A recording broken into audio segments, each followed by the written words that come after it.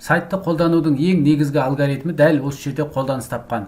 Яғни бірінші толтыру, екінші сол толтырылған мәліметтер бойынша тексеріп шығу, үшінші макетпен жұмыс, төртінші сол макетті фонға қойып іздебек жасап алу. Бұлардың әрқайсысы туралы өз алдына бөлек-бөлек видеода айтатын боламын. Әрбір баланың аттестаты дәл осы жерден толтырылатын болады. Толтыру, аттестат, аттестатқа қосымша, приложение, кез келген мәліметтерді сақтау, екі тілде 15-і, олардың бағалары, полотно бар, ведомство түрінде, дәл осы оқушы үшін толтыруға болады.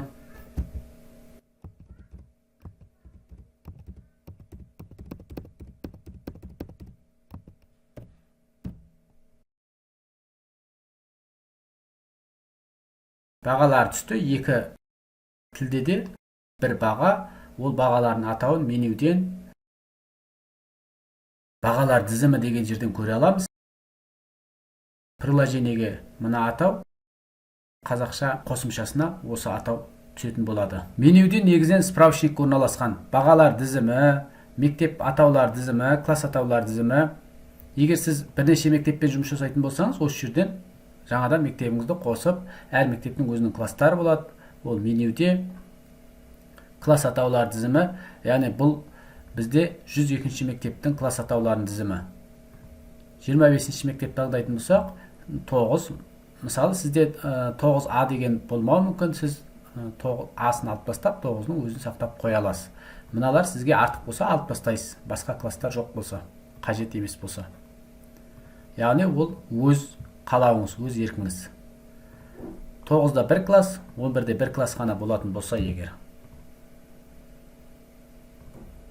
Өшіріп тастайық қалған. Яғни 25-ші мектеп бойынша тек қана 2 класс қана қалды.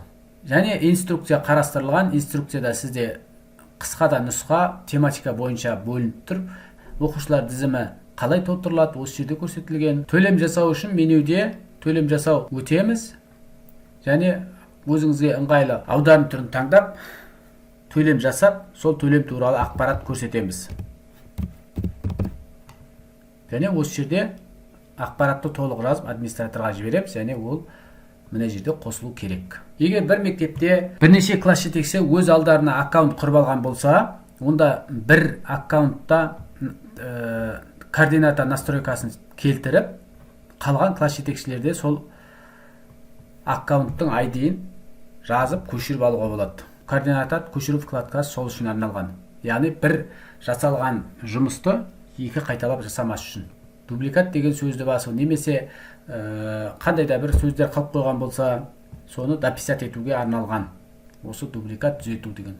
Одан бөлек мақтау қағазы бар. Мақтау қағазының 2 версиясы бар. Сайттың тілін мына значокты басу арқылы ауыстыра аласыз. Қай тілді таңдап қойғаныңызды жүйеге кірген бойда сайт өзі білетін болады. Сайттың кез келген жерінде, кез келген тізімде мына фильтр жұмыс жасайтын болады.